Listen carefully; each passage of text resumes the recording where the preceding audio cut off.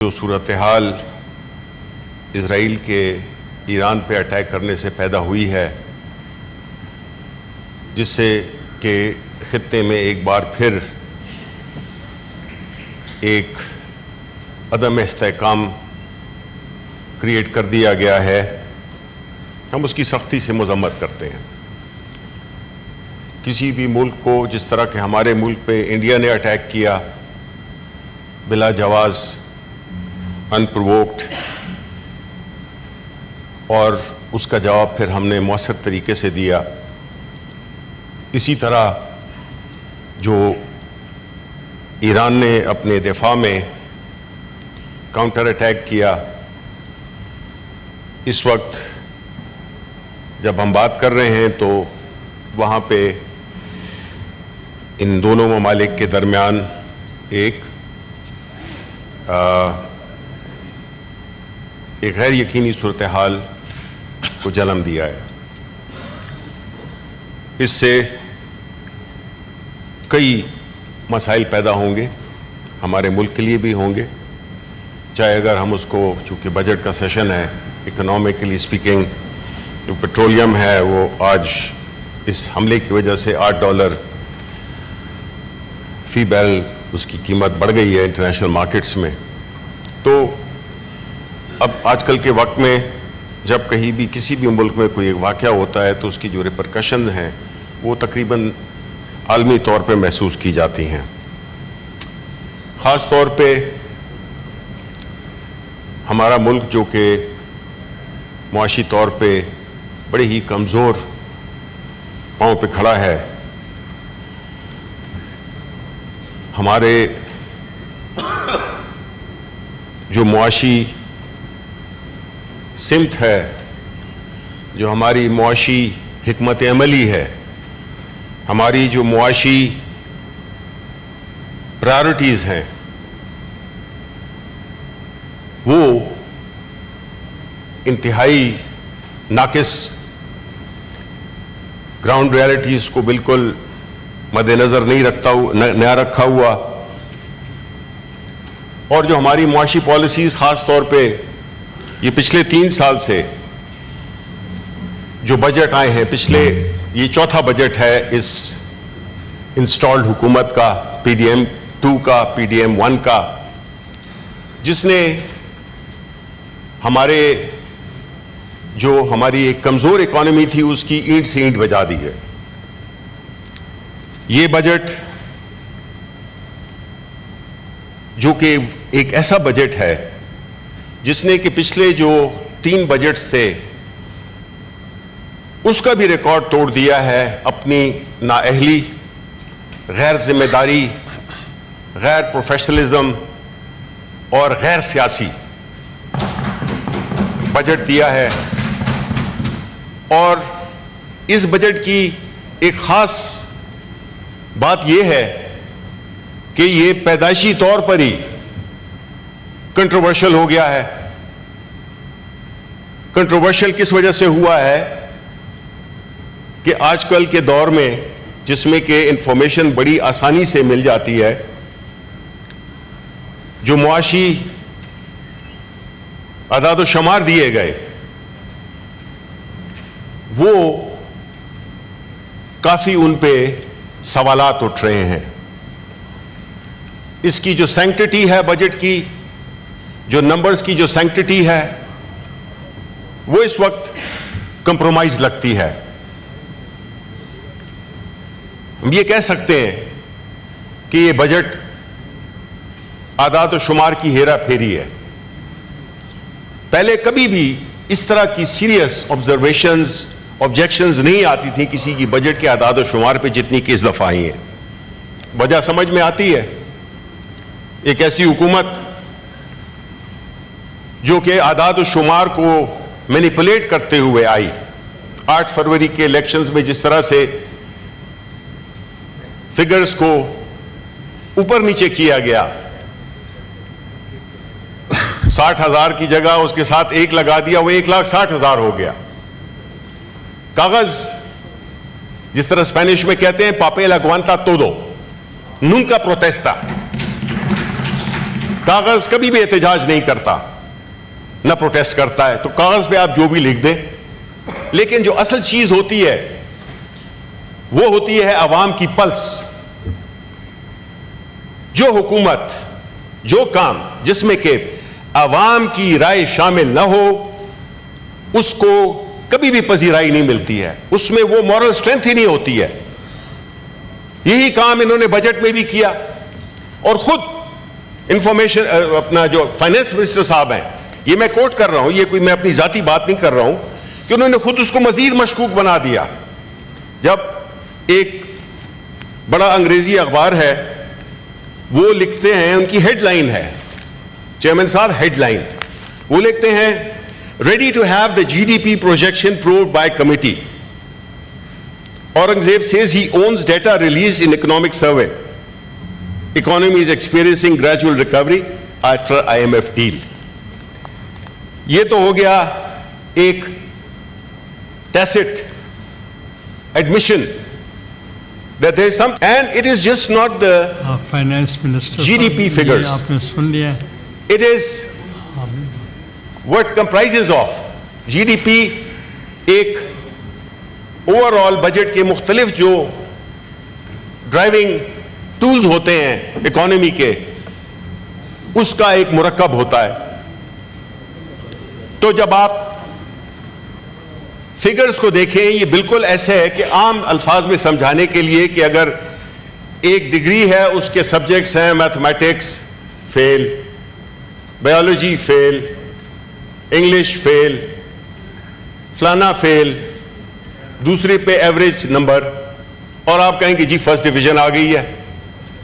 जब आप नंबरों को जमा करें तो वो तो फेल का तासुर देता है। आप ऐसे जो मेन इकोनॉमिक ड्राइवर्स हैं वो क्या है आपके, वो हैं एग्रीकल्चर, इंडस्ट्री, सर्विसेज, इन्फ्लेशन।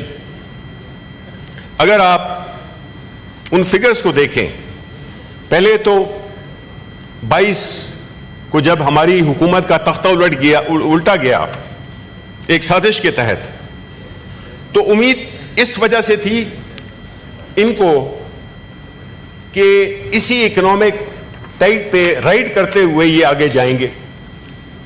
और अगर इनका ये कहना था कि ये हुकूमत में महंगाई ज्यादा हो गई है, 12.8% उस वक्त महंगाई थी, कोविड का जमाना था, और कोविड से जो भी आलमी सप्लाई चेन्स में जो डिस्ट्रप्शंस आई थी, उसके बावजूद हमारी गवर्नमेंट ने 6% की 6.2 if I am not wrong, yes 6.2% की ग्रोथ थी, जीडीपी ग्रोथ। फिर जो एग्रीकल्चर था वो 4.2 था 2022 में, और अब है 0.6%।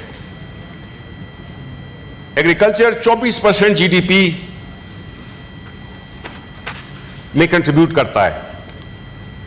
एग्रीकल्चर हमारी इकोनॉमी का मेन स्टे हमेशा एग्रीकल्चर रहा है। हमारी कैश क्रॉप्स, हमारी 22-25 करोड़ आवाम, ये एम्प्लॉयमेंट भी क्रिएट करता है, ये एक इकोनॉमिक एक्टिविटी भी क्रिएट करता है, और ये एक इस मुल्क के अवाम के लिए खाना भी मुहैया करता है।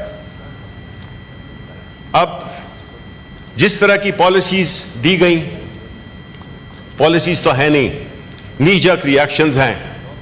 आपने देखा पिछले साल क्या हुआ गंदम के साथ, कि एक ट्रांजिशन किए बगैर आप ओवरनाइट फैसला करते हैं पंजाब हुकूमत कि जी सपोर्ट प्राइस को हटा दिया गया है,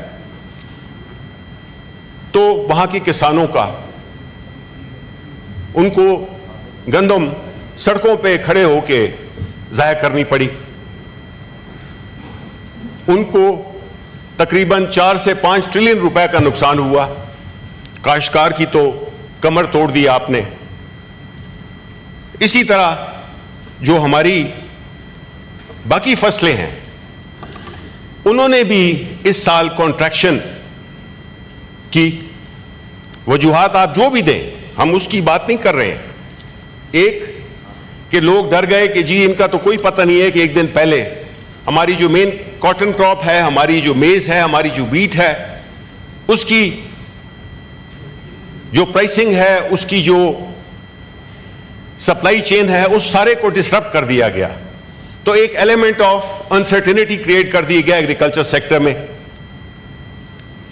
नतीजा ये हुआ कि वो कॉन्ट्रैक्ट हो गई और अभी खबरें ये हैं कि जी हमें इंपोर्ट करनी पड़ेगी। कॉटन तो हम इंपोर्ट कर ही रहे हैं, बिलियंस ऑफ डॉलर का हम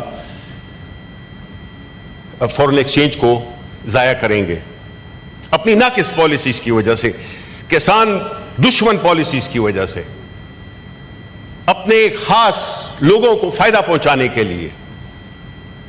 कभी एक्सपोर्ट करेंगे, फिर उसी चीज को इंपोर्ट करेंगे। तो there is someone who is making money. उसके बाद जब दूसरी फिगर लें आप, वो है इंडस्ट्री की। इंडस्ट्री हमारे जमाने में 7% ग्रो कर रही थी 22 में, और इस दफा इन्होंने फिगर दिए हैं 4.8। इन्होंने जो फिगर दिए हैं बजट में वो 4.8 के हैं।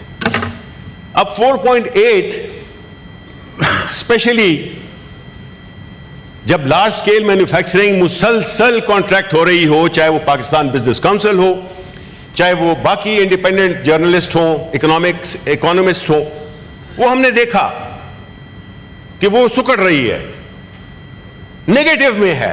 ये 4.8 दिखा रहे हैं आखिरी क्वार्टर में। ओ भाई, क्या ऐसा जादू हो गया जिससे कि ये बढ़ गए? इससे तासुर मिलता है कि ये फिगर्स मैनिपुलेटेड फिगर्स हैं, ये जेन्युइन फिगर्स नहीं है, ये ग्राउंड की फिगर्स नहीं है। आप फेल हुए हैं इस मजमून में और आपने दिखाया कि आप इसमें पास हुए हैं। लार्ज स्केल मैन्युफैक्चरिंग जो कि बहुत बड़ा एक कंट्रीब्यूटर है, आपकी इंडस्ट्री, उसमें एम्प्लॉयमेंट भी आती है, उसमें हर चीज आती है, वो आपने खत्म कर दी। तो large scale manufacturing industry number 1 industry की पॉलिसी नहीं है जी। There is no industrial policy in this country, which is by design, not by default. इस मुल्क में इंडस्ट्रियलाइजेशन को डिस्करेज किया गया है। जो एग्जिस्टिंग इंडस्ट्री भी है उस पे भी जिस तरह की स्टेप्स लिए गए हैं वो एंटी इंडस्ट्रीज है। हम इंडस्ट्रियलिस्ट के वर्ड को नहीं यूज करना चाहते, because industrialist has a very negative connotation, और when you compare them with the poor people तो इंडस्ट्रियलिस्ट लगता है बड़ा पावरफुल भी होता है और होता भी है।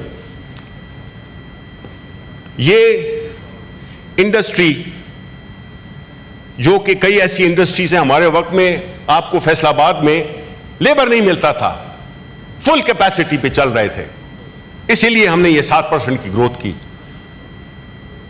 कोई वहां पे आपको लेबर नहीं मिलता था फैक्ट्रीज में, आज फैक्ट्रीज बंद हो रही हैं। कंफर्म कर लें आप, ये कोई हवाई बातें नहीं है, फैक्ट्रीज बंद हो रही हैं।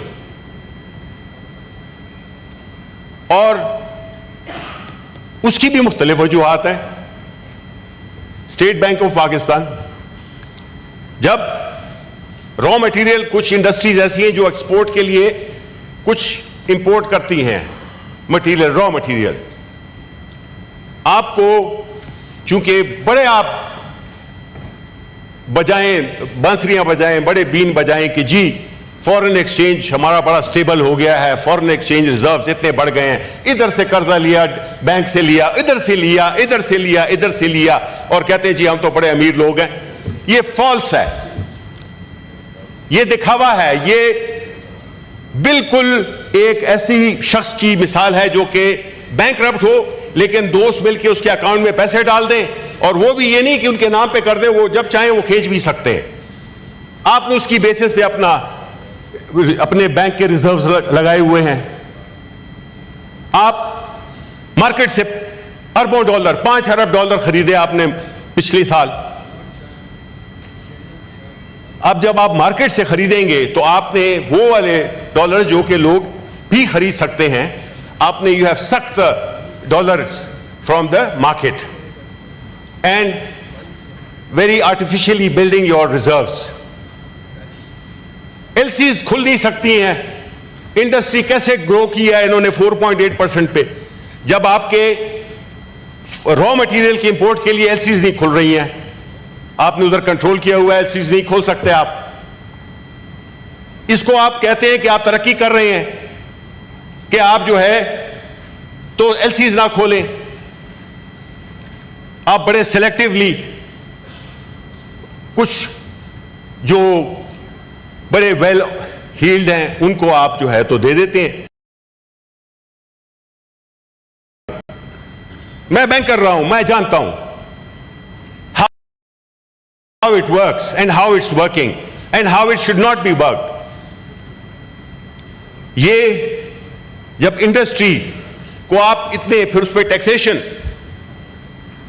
आपने ऐसे टैक्सेशन की हुई है जैसे कि ये जर्मनी हो। ओ भाई, जर्मनी एक लॉ अबाइडिंग, एक प्रॉपर, एक एस्टैब्लिश्ड डेमोक्रेसी है, वहां पे रूल ऑफ लॉ है, वहां एजुकेशन है, वहां स्किल्स हैं, वहां हेल्थ है। आप प्रिटेंड नहीं कर सकते कि आप कोई बहुत एडवांस नेशन है। हेल्थ पे तो आपने जो बेड़ा गर्क कर दिया, एजुकेशन का तो नाम ही ना ले। ये सारी चीजें जिसके लिए कोई पॉलिसी नहीं है, कोई डायरेक्शन नहीं है, इन्होंने बजट दे दिया कि जी ये यूं होगा और ये यूं होगा और ये होगा, और कर्जे का बजट है, ये आईएमएफ का बजट है। This is not from a true representative of the elected representative of the people, and that's why this budget does not reflect the reality of Pakistan. ना ये अवाम दोस्त है, ये अवाम कुश है, अवाम दुश्मन है। ऐसा बजट जो कि आप आईएमएफ की कंडीशंस पे बनाएंगे तो आप कब तक बैसाखियों पे चलेंगे?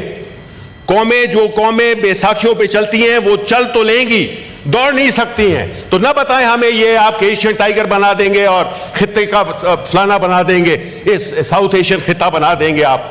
ये सारी खोखले नारे हैं, हमने बहुत सुने हैं। ये हमने ये जो प्लानिंग और डेवलपमेंट का जो मिनिस्टर है, इससे हमने बहुत इस तरह के भाषण इसने हमें दिए और ये चूरन उसको बेचता रहा है। I wish he was here, we would have asked him some real time questions. बैठ के प्रेस कॉन्फ्रेंसेस करता है, पाकिस्तान तहरीक इंसाफ को और इंडिया को इकट्ठा मिला दिया। He should be ashamed of himself. उसको शर्म आनी चाहिए कि उसने आप दुश्मन हमें पाकिस्तान का बना रहे हैं और आप शर्म के भी बात नहीं करते हैं। Please don't disturb me. आप ये रिकॉर्ड पे है, हुले मोली की बात नहीं है, फैक्ट्स हैं। ये आपके प्लानिंग एंड डेवलपमेंट के, मैंने नाम भी नहीं लिया, वो एक प्रोफेसर है, कहता है अपने आप को, हम उसको अरस्तू और कहते हैं। अब ऐसे हालात, वापस चलते हैं इंडस्ट्री पे, उसमें मैं बाद में आऊंगा। फिर है सर्विसेज। हमारे वक्त में 6.7 थी, अब है 2.9%। अब सर्विसेज जनाब आला जो फाइनेंस मिनिस्टर साहब है, जरा हमें ये बताएंगे कि कैसे ये सब, जब ये चीजें नीचे जा रही हो तो सर्विसेज कैसे बेहतर हो सकती हैं। कैसे एक मुल्क जिसमें कि इंटरनेट बंद हो, जिसमें कि और इस किस्म की रिस्ट्रिक्शंस हों, जब हमारी जितने भी सर्विस रिलेटेड स्ट्रीम्स हैं,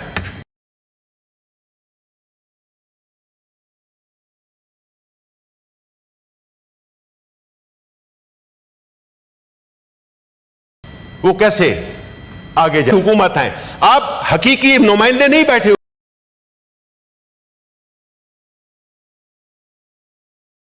हुए। जब नुमाइंदे ने अपने हलकों में जाना होता है, जवाबदेह होता है वो अपने अवाम का। तो जब आप जवाबदेह ही नहीं होंगे तो फिर आपको किस चीज की परवाह है? आप तो फिर एक खास सेगमेंट जिसको आप अशराफिया कहते हैं, उनके मफादात का आप ख्याल करेंगे और वो आप बड़ी अच्छी तरह से कर रहे हैं, आप करते आए हैं। ये गरीबों के लिए नहीं है ये बजट सर। बजट गरीबों के लिए, गरीब इसलिए मैटर करते हैं कि आप उनका खून चूस सकें।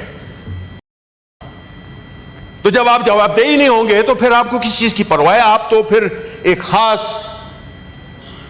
सेगमेंट जिसको आप अशराफिया कहते हैं, उनके मफादात का आप ख्याल करेंगे, और वो आप बड़ी अच्छी तरह से कर रहे हैं, आप करते आए हैं। ये गरीबों के लिए नहीं है ये बजट सर। बजट गरीबों के लिए, गरीब इसलिए मैटर करते हैं कि आप उनका खून चूस सकें। जितनी भी टैक्सेशन हुई है वो सारी उसी लोगों पे हुई है जिनसे कि आप टैक्स वसूल करते रहे हैं। इतनी अहलियत आप में है नहीं कि आप टैक्स रेट्स को वाइडन करें, आप वेल्थ क्रिएशन करें, आप इंडस्ट्रियलाइजेशन करें, आप आईटी सेक्टर में जाएं। आईटी सेक्टर में अगेन, जहां पे कि इंटरनेट, कितने लोग हैं जो कि चले गए यहां से बिजनेस उठा के दुबई चले गए, मुख्तलिफ और ममालिक में चले गए। तो जनाब आली, जो एक ओवरऑल तस्वीर मिलता है वो मिनिस्टर साहब बताएंगे, लेकिन अवाम, जितने इकोनॉमिस्ट हैं वो ये समझते हैं कि ये फिगर्स फज फिगर्स हैं। आप जो डॉलर्स को इकट्ठा करने का एक ही तरीका होता है, एक आपके एक्सपोर्ट्स बुरी तरह से गिरी हैं, इंपोर्ट्स बुरी तरह से गिरी हैं। एलसी जब खुलेंगी नहीं तो इंपोर्ट्स कैसे होंगी? एक्सपोर्ट्स ये है, जब रॉ मटेरियल नहीं आएगा तो आप एक्सपोर्ट कैसे बढ़ाएंगे? हमने रिकॉर्ड एक्सपोर्ट छोड़ी थी, और ये कि जो कि हैं ज्यादातर बिजनेसमैन, इन्होंने ये बेड़ा गर्क कर दिया। मुझे नहीं पता अपना, तो इन्होंने माशाल्लाह अगली की 10 पुश्तों को भी वो कर दिया होगा। अब इस सारी सूरत हाल ने क्या पैदा किया है? वो है कि एक मैसिव अनएम्प्लॉयमेंट, लोगों की सतह गुर्बत से कितने लोग नीचे चले गए, उसका भी मैं आपको बता देता हूं। जनाब आली, जो पॉवर्टी लाइन है, और ये वर्ल्ड बैंक के फिगर्स हैं, ये कोई पीटीआई ने नहीं किए, कि additional 61 million people have been pushed down below poverty line since 2022। यानी 61 मिलियन, 6 करोड़ 1 लाख जो थे ऑलरेडी, उसमें मजीद इजाफा हुआ। 42.4%, almost half of the population, 110 तो ओवरऑल हो गई है, वो सतह गुर्बत पे है। यानी आपका आधा मुल्क, वो आधे मुल्क की पॉपुलेशन वो सतह गुर्बत से नीचे है। Sir, this is extremely alarming. A population of 225 million people, of which almost 50% is below the poverty line. उस मुल्क में आप कैसे एक्सपेक्ट कर सकते हैं कि लोग अपना मुस्तकबिल देखेंगे? ये तो कोई सब सहारन अफ्रीका मुल्कों की फिगर्स लग रही हैं। ये मामूली बात नहीं है सर। जब इतने गरीब फिर रहे होंगे तो आपका लॉ एंड ऑर्डर क्या होगा? वो तो जिस तरह फराज साहब ने कहा ना, मैं आने वाले जमानों से डर रहा हूं फराज, कि मैंने देखी है आंखें उदास लोगों की। ये सूरत हाल हमने, उन्होंने 80s में 90s में लिखा होगा ये, और अब ये सूरत हाल हम अपने आप आंखों से देख रहे हैं। अब एक तो है सतह गुर्बत, दूसरी है अनएम्प्लॉयमेंट, बेरोजगारी। बेरोजगारी 14 मिलियन यानी 1.5 करोड़ मजीद इजाफा हुआ है, जो कि फास्टेस्ट है पिछले 2 सालों में हिस्ट्री में। ये 22% है सर, जो अनएम्प्लॉयमेंट है 22%। वेरी वेरी अलार्मिंग, तशवीशनाक। और फिर जो इसमें यूथ है, जो कि इस मुल्क का मुस्तकबिल है, जिसने कि आगे इस मुल्क को ले जाना है, उनकी जो 15 से 24 साल के नौजवान हैं, उनकी जो अनएम्प्लॉयमेंट रेट है वो है 29%, 29%। This is a deadly combination sir. एक नौजवान जिसको के मुल्क में मुस्तकबिल नजर ना आ रहा हो, गुर्बत में हो, नौकरी मिल नहीं रही हो, तो उससे आप क्या एक्सपेक्ट करेंगे? मैंने साउथ अमेरिका की जितनी भी मूवमेंट्स देखी हैं, गुरिल्ला मूवमेंट्स देखी हैं, वो बुनियादी तौर पे इसी वजह से, इन्हीं ये ग्राउंड थे, फर्टाइल ग्राउंड, कि वो गलत रास्ता अपनाएं। This is a cannon fodder for all the wrong activities. और हम 29% सर, ये समझ में नहीं आती है कि इतनी हिस्ट्री में पाकिस्तान की ये दिया है इन्होंने 2 साल में हमें। ये है इनकी एक्सपर्टीज जो कि पिछले 40 साल से हुकूमत कर रहे हैं और आज मुल्क को किधर ले आए हैं। बिकॉज ना कोई डायरेक्शन है, ना विजन है, ना पॉलिसी है, ना वो कमिटमेंट है, ना वो लेजिटिमेसी है। They are fighting their legitimacy. जब वो नहीं होगी तो जाहिर है कि आप में न तो वो मोटिवेशन होगी, न वो रिस्पॉन्सिबिलिटी होगी, क्योंकि आप तो पानी पानी, उसका थोड़ा सा एक ग्रे सा रंग रह गया। ये हालत है।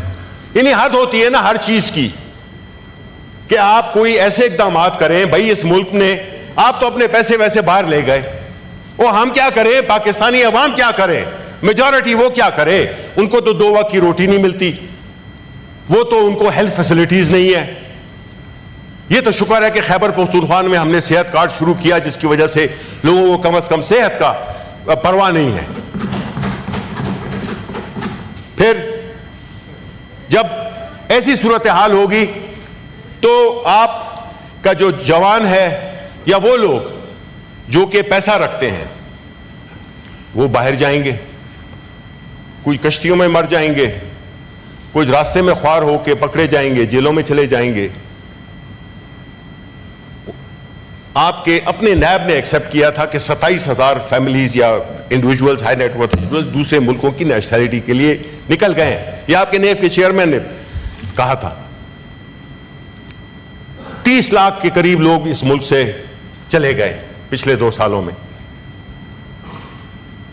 अगर आप अंदाजा करें तो ये तकरीबन रफ फिगर्स कोई 50 अरब डॉलर भी जाहिर है कि जो पैसे दे के जाते हैं बाहर, 40-40 लाख, 50-50 लाख, वो तो आपने ब्रेन ड्रेन भी कर दिया, आपने फ्लाइट ऑफ कैपिटल को भी दिया, और मुल्क जो है इसी पे खुश है कि जी वो फॉरेन रेमिटेंसेस आ रही हैं। ये वही फॉरेन रेमिटेंसेस वही लोग भेज रहे हैं जिसको आपने पहली दफा आके PDM 1 ने पहली जो 2 कवानीन मंसूख किए, एक था नैब लॉ और दूसरा था कि आपने ओवरसीज को उनको वोटिंग राइट से महरूम किया।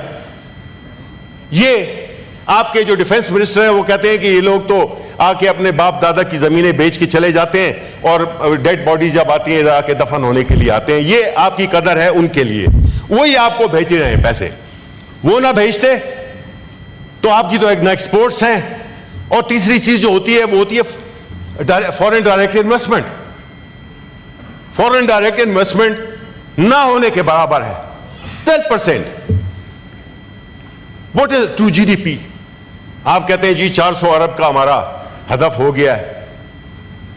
आप अपने हमसायों को देखें। Don't compare your self with your self, don't compare your self with the world. आप अपनी देखें, आपसे अफगानिस्तान भी, आपकी उसकी करेंसी भी आपसे ज्यादा स्ट्रांग हो गई है, जो कि पेटियों में अपने नोट्स लाते थे।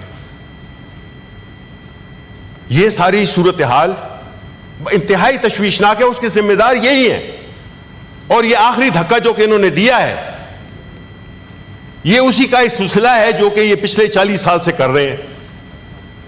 अपनी जायदादें बनाई जाओ, अवाम को मारो, मतलब है अपने हालात पे छोड़ो, और उनका जितना खून आप निकाल सकते हैं वो निकालें। पेंशन्स को भी नहीं छोड़ा, पेंशन्स पे भी टैक्सेशन की है, एक ऐसा एक रिग्मा रोल किया है, एक ऐसा हेरा फेरी की है कि जिससे कि नहीं भी है और है भी।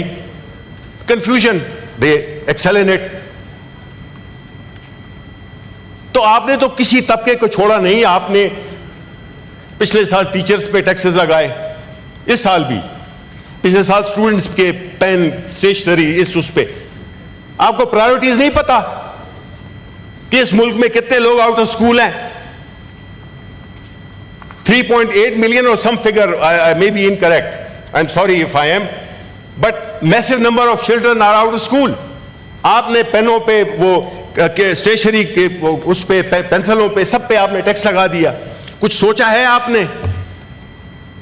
That's why being a banker, being an ex-banker, I firmly believe, no pun intended, you're just like my brother. I know you much before you became the minister. You are an outstanding banker. Bankers are not cut out for economy. वो 2 + 2 4 deposit कैसे बढ़ाने हैं, profit कैसे बढ़ाने हैं, उनका सिर्फ यही वो होता है. इकोनॉमी में आपने को रिलेट करना होता है कि कोई एक्शन आपका है उसका इफेक्ट क्या होगा. बज़ाहिर उस वक्त अगर अच्छा भी हो लेकिन वो नेगेटिव हो सकता है, और जो आप समझ रहे हो कि नेगेटिव है वो अल्टीमेटली पॉजिटिव होता है. सो हमने भी रखा था. I have no personal वो against anybody, but this is something that has been given to, because bank से कर्जा लेते हैं, बैंकर उसको मैनेज करते हैं. That's why we have most of our finance ministers as bankers. This is wrong, because जब तक आपको सोशल सेक्टर का और को रिलेशनिंग का अंदाजा नहीं होगा, जब तक आप पॉलिटिकल सोच नहीं रखेंगे, विजन नहीं होगा, आप सिर्फ बुक्स को बैलेंस कर सकते हैं और कुछ भी नहीं कर सकते. और वो नजर आता है इस बजट में. फिर Please try to wind up. नहीं सर, अभी तो I have to talk a lot. ये सारा कुछ सर क्या हो रहा है? Probably आप अनईजी हो गए because I have started criticizing the government.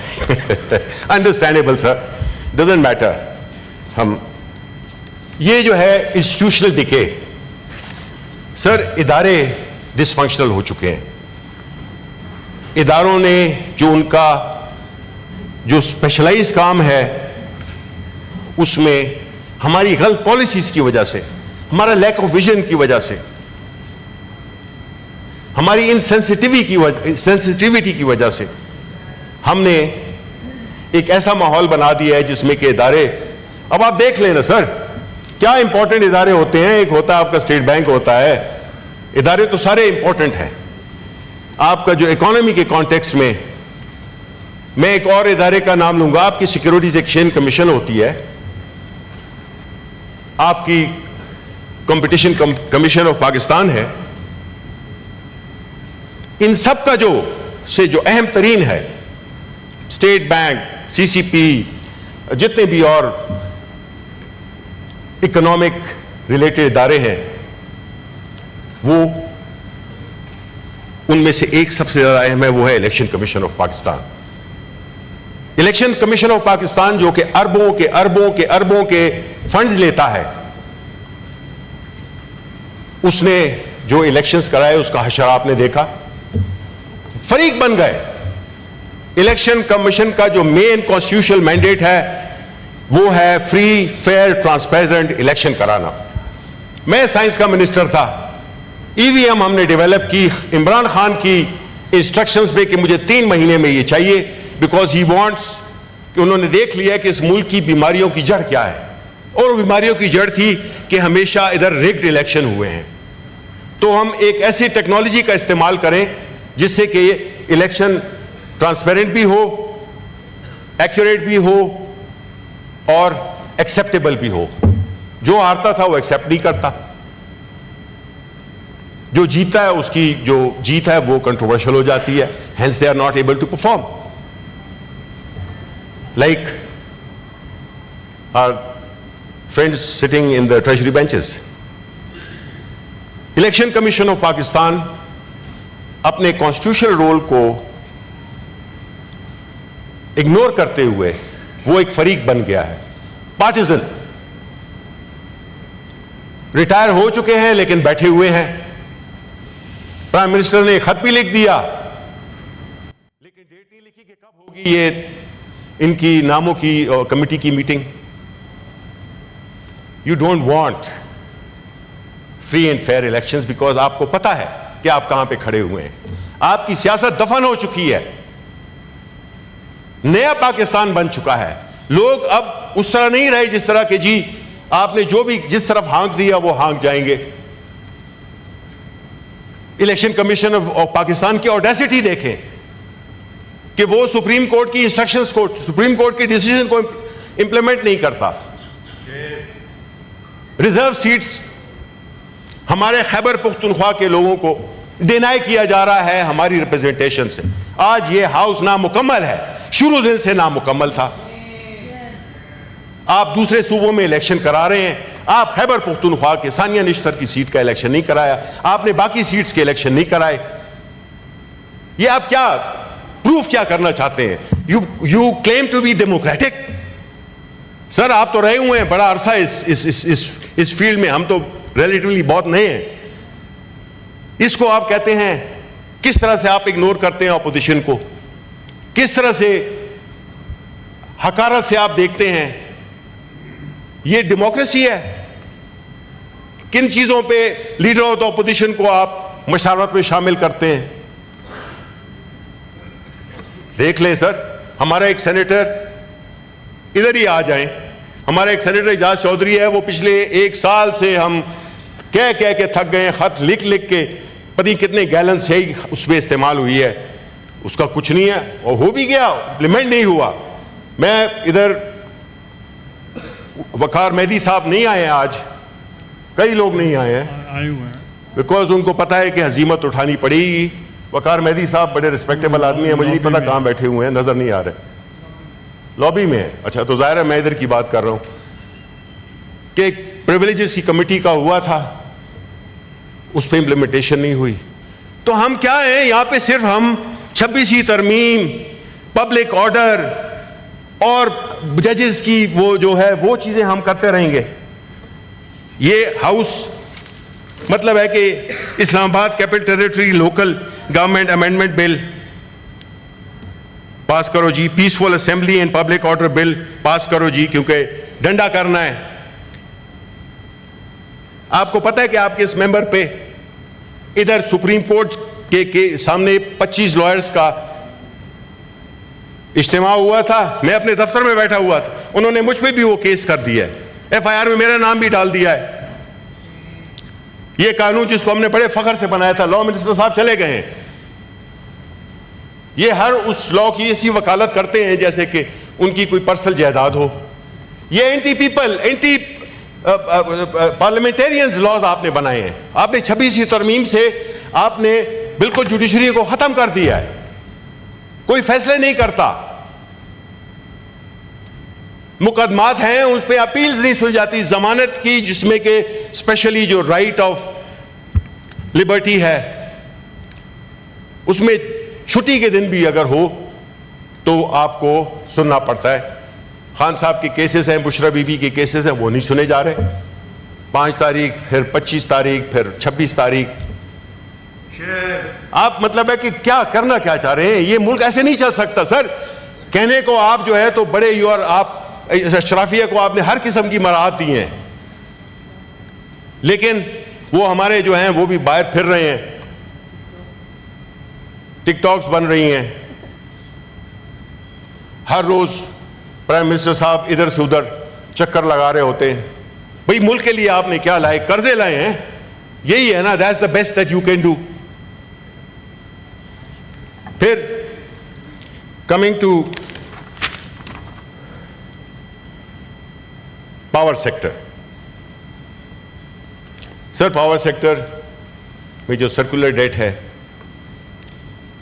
वो एक इंतहाई खतरनाक लेवल्स पे चला गया है, और ये नाअहल लोग, नाअहल हुकूमत, इन्होंने उसका तरीका क्या निकाला है कि जी अगर 2.4 ट्रिलियन है सर्कुलर डेट तो उसमें 1.4 ट्रिलियन का हम कमर्शियल बैंक से कर्जा लेकर 15-16 बैंक, बिकॉज उन्होंने रिफ्यूज कर दिया था, एक सिंडिकेटेड लोन है, वो लोन लेके और सर्कुलर डेट, और सर्कुलर डेट पे करेंगे वो आपको पता है कि फिर अपने खास लोगों को पेमेंट्स की जाती हैं। तो आप कर्जा लेके और अपना सर्कुलर डेट को नीचे ला रहे हैं, और वो पैसे, उसके सूद के पैसे कौन देगा? वो हम आप सब देंगे, पाकिस्तान के अवाम देंगे। भाई क्यों? आपकी नालायकी, आपकी करप्शन, आपकी पॉलिसीज का ना होना, कोई स्ट्रक्चरल चेंजेस नहीं किए इस हुकूमत ने पिछले 3 साल से। मैं पावर सेक्टर का मेंबर हूं, पावर सेक्टर पे थोड़ा बहुत काम भी किया हुआ है, लेकिन ये तो बड़ा अच्छा तरीका है कि कर्जा मैं लूं, नाअहल मैं हूं, करप्ट मैं हूं, और आप पैसे मेरे लिए अरेंज कर देते हैं और बाकी फिर उसका सूद जो है तो वो करें, मैं मजे करूं, मैं उसी तरह चलता रहूं। This is what power ministry is doing. Power ministry has failed, miserably failed like so many other ministries, which I am coming to the next one. उन्होंने कोई भी चेंज नहीं की। आप मुझे बताएं, जो एक मार्केट का एक वो था, कंपेटिटिव मार्केट का, जिसमें कि कंपेटिटिव तरीके से बिजली की फरोख्त होनी थी, उसका क्या हुआ? जीरो हुआ, कुछ भी नहीं हुआ। चल रहे हैं उसी तरह से, बिकॉज इससे जो वेस्टेड इंटरेस्ट हैं उनके काम हो रहा है, उनका माल बन रहा है। तो क्यों करेंगे वो ठीक? कानून हमने बना दिया था 5 साल पहले, 4 साल पहले हमारी हुकूमत में, वो अभी तक इंप्लीमेंट नहीं हुआ। कहते हैं जी सब चीज तैयार है लेकिन उस पर अमल दरामद नहीं होता। आपकी प्राइवेटाइजेशन, इस मिनिस्ट्री को तो बंद कर देना चाहिए ना। आपने अपने बजट में प्राइवेटाइजेशन प्रोसीजर्स लिखी हैं, बहुत ही पॉल्ट्री किस्म के लिखी है भाई, 87 बिलियन और समथिंग प्राइवेटाइजेशन। आप एक प्राइवेटाइजेशन कर चुके हैं, कर सके। आपने PIA की हमें शर्मा दिया। 10 अरब रुपए की बिडाई एक बिग, वो किसी प्रॉपर्टी टाइकून की थी। आपने डिस्कोस में, फैसलाबाद के डिस्कोस को प्राइवेटाइजेशन के लिए वो किया, आपको एक गाहक मिला। ओ भाई, आपकी क्रेडिबिलिटी नहीं है, आपके यहां माहौल नहीं है, आपके यहां रूल ऑफ लॉ नहीं है, आपके यहां कॉन्स्टिट्यूशन की इंप्लीमेंटेशन नहीं है, अमल दरामद नहीं है। आप एक ऐसा मुल्क बन चुके हैं जिसमें कि कौन क्यों इन्वेस्ट करेगा? जब तक फॉरेन इन्वेस्टमेंट नहीं होगी, हमारे साथ वाले मुल्कों में पता नहीं 119 बिलियन की, उससे भी ज्यादा की फॉरेन इन्वेस्टमेंट, हमारे यहां 12%। भाई जो लोग यहां के हैं वो छोड़ के जा रहे हैं, आप बाहर वालों को तो छोड़ें। फिर PSDP में 1 खरब रुपए रखा गया है, जो ज़ाहिर खर्च नहीं होगा, ये वैसी दिखावे के लिए किया गया है। उसमें खैबर पख्तूनख्वा को बुरी तरह से इग्नोर किया गया है। वो साहब, वो मिनिस्टर जो कि हर किस्म की बातें करते हैं, कभी उड़ान प्रोग्राम कर देते हैं, कभी विजन फलाना फलाना, वो जीरो कख नहीं पता उस बंदे को। पिछले 20 साल से वो इस मिनिस्ट्री में है, आके मुख्तलिफ जगह पे चूरन बेचता है, उसको तो अब कोई सुनता भी नहीं है, नो उसमें बिलीव। अब ये उड़ान प्रोग्राम, नाम क्या देखें जी, उड़ान, ये तो शर्मान है, हमारे पश्तों में कहते हैं। तो कोई, उन्होंने PSDP एक फरसूदा निजाम है, इसमें कोई इंप्रूवमेंट नहीं हुई, कोई इस पे बेहतरी नहीं आई, गलत प्रायोरिटीज हैं। और इसमें भी इस वक्त हमारा पानी का कितना संजीदा मसला है चेयरमैन साहब। आपके PSDP में कोई 166 अरब रुपए रखे गए हैं पानी के लिए, which includes dams and projects like that. Whereas आपने रोड्स के लिए 277 अरब, अच्छा वो 13% है of your 1 trillion। और जो रोड्स के लिए आपने रखा है, बिकॉज रोड बनाना तो बड़ा एक लुक्रेटिव बिजनेस है ना जी, वो तो आपको पता ही है, हम सबको पता है। उसके लिए 277 billion, 24% of the budget of the 1 trillion. तो प्रायोरिटीज किधर हैं? हमें ये सारा पैसा इन्वेस्ट मेजॉरिटी करना चाहिए था डैम्स की, वाटर स्टोरेज के लिए, डैम्स के लिए। हमने तो अपने वक्त में डैम्स शुरू किए थे और अल्हम्दुलिल्लाह वो काम अभी उन पे चल रहा है, बावजूद इसके कि मुश्किलात क्रिएट कर रहे हैं। लेकिन पैथेटिक, पाकिस्तान का जो सबसे बदकिस्मती है कि हमारा जो PSG का मिनिस्टर है वो मौसूफ रह चुके हैं, जिनको कि सब लोग जानते हैं। उनका काम है सब चीज़ों पे बात करना, ख्याली पुलाव पकाना, अमल ज़ीरो।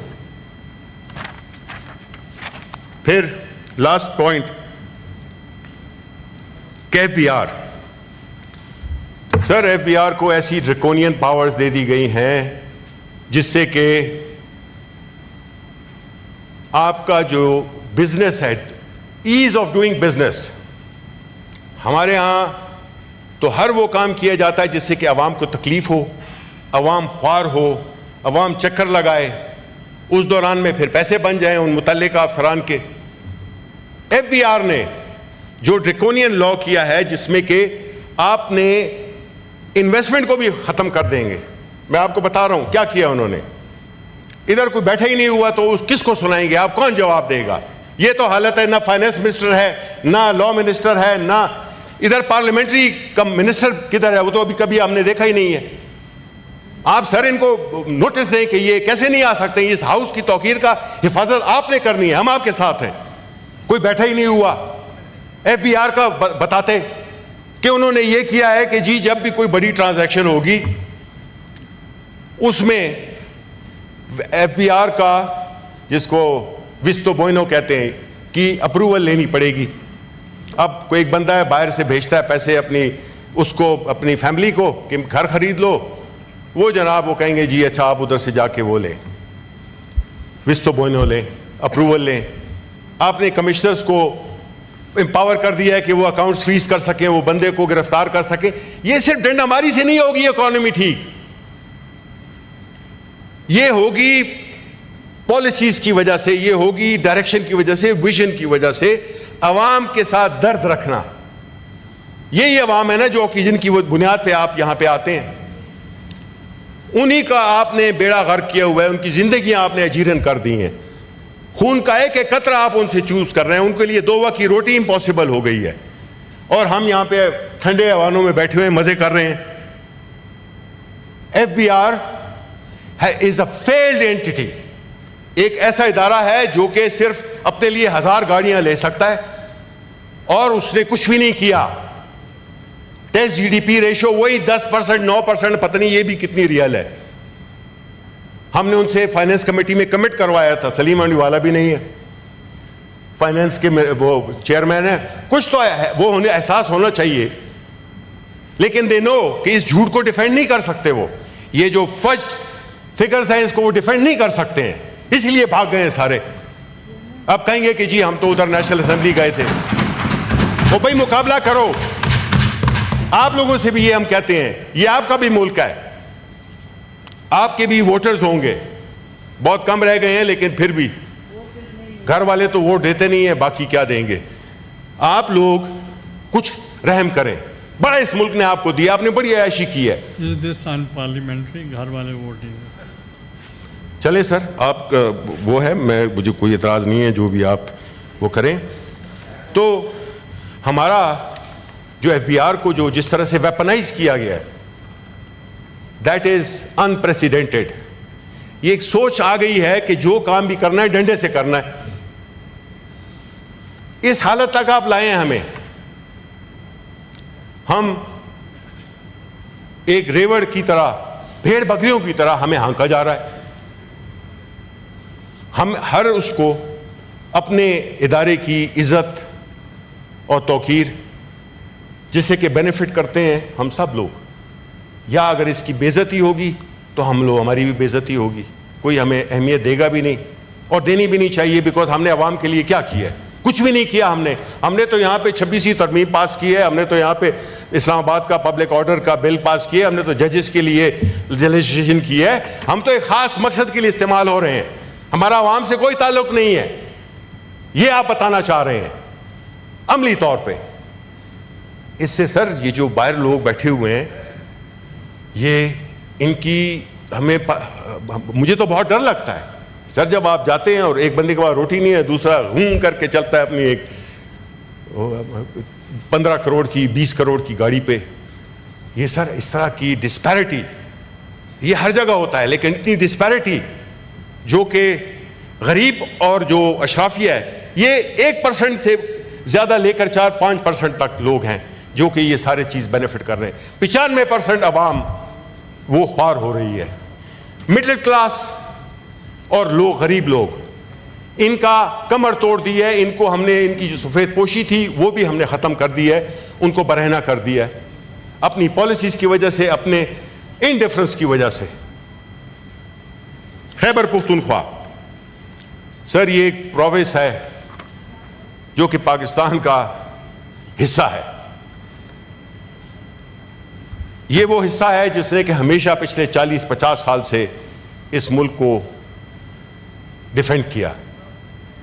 79, 2001 टिल नाउ हमारा कल्चर डिस्ट्रॉय हो गया, हमारी इकोनॉमी डिस्ट्रॉय हो गई, हमारी शनाख्त डिस्ट्रॉय हो गई, लोग इधर से उधर, उधर से उधर गए, हर तरह का बुरा कल्चर उसमें इंट्रोड्यूस हुआ, ड्रग्स का, गन्स का,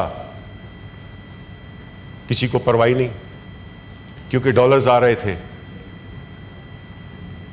उस सूबे के बकाया जात जो कि हाइडल प्रॉफिट की सूरत में, जो कि हमारे जो बजट के जो NFC अवार्ड था उसमें जो फाटा के साथ, यानी वो एक हिस्सा फाटा का जिसके के 25वीं तरमीम के ज़रिए उनको आपने जो मराद दी थी वो भी आपने यूनिलैटरली वापस ले लिए बगैर किसी उसके। भाई आईन में लिखा हुआ है कि वो आपको ये चीज़ें आपने करनी होंगी, आप जो है तो उनसे ये मराद भी आपने ले ली। पॉलिटिकली स्पीकिंग क्यों उसको विक्टिमाइज किया जा रहा है, हम तो ये कहेंगे, और ये एक्चुअली हो रहा है कि खैबर पुख्तूनख्वा को निशाने पे रखा हुआ है कि उन्होंने पाकिस्तान तहरीक इंसाफ को क्यों वोट दिया। हमारे सेनेट में खैबर पुख्तूनख्वा की नुमाइंदगी नहीं है। हमारे 12 सेनेटर्स इस वक्त नहीं है। और अगर आपने, और ये कॉन्स्टिट्यूशनल, मैं इस पे तकरीर कर चुका हूं, ये कॉन्स्टिट्यूशन की वायलेशन है जिसमें हम सब हिस्सेदार हैं। यहां पे मुनाफिकत इस हद तक की है कि जब रेजोल्यूशन हमने यहां पे जमा कराया कि जी आप हमारे इधर खैबर पुख्तूनख्वा के सेनेट के इलेक्शन होने चाहिए, अच्छा लॉ मिनिस्टर साहब आ गए, वो हमेशा ये जवाब देते हैं कि जी ये सब जुडिस है। अगर वहां पे सब जुडिस है रिजर्व सीट्स की वजह से खैबर पुख्तूनख्वा में, तो भाई पंजाब में, सिंध में, बलूचिस्तान में उनकी रिजर्व सीट्स नहीं थी। आप सिर्फ खैबर पुख्तूनख्वा को, बिकॉज आपको पता हो तो आपको एक वोट नहीं मिल रहा, तो आप इसलिए इलेक्शन नहीं करा रहे। लेकिन ये भूल रहे हैं आप कि ये आप आईन की खिलाफ वर्जी कर रहे हैं। No, nothing is superior, courts भी सुपीरियर नहीं है। Everybody comes under the constitution. You have no logic, no alibi to tell us कि जी ये सब जुडिस है। अगर है तो फिर बाकी सूबे उससे मुबर्रा हैं। हमारा इलेक्शंस आपको कराना होगा और एक और कॉन्स्टिट्यूशनल क्राइसिस होगा जिनकी टर्म 6 साल होती है, वो जो है तो 5 साल और अभी तो 4 साल और 8 महीने 9 महीने इस तरह का रह गया उनका टेन्योर। कौन जिम्मेदार होगा, कौन जवाब देगा, कौन इस कॉन्स्टिट्यूशनल वायलेशन की जवाब देगा? ये इस तरह नहीं हो सकता कि मनपसंदी से आप, या तो कॉन्स्टिट्यूशन है या नहीं है, या इट शुड बी एब्रोगेटेड। अगर तो हमने इतनी वायलेशन करनी है उसकी और सो ब्लेटेंटली, तो फिर जरूरत क्या है? हम क्यों हिस्सेदार बने उसके? ये हाउस हिस्सेदार बना है, वो जो साथ में हाउस है, अपर हाउस, लोअर हाउस है, वो भी उसका हिस्सेदार है इस सारी कॉन्स्टिट्यूशनल वायलेशंस का।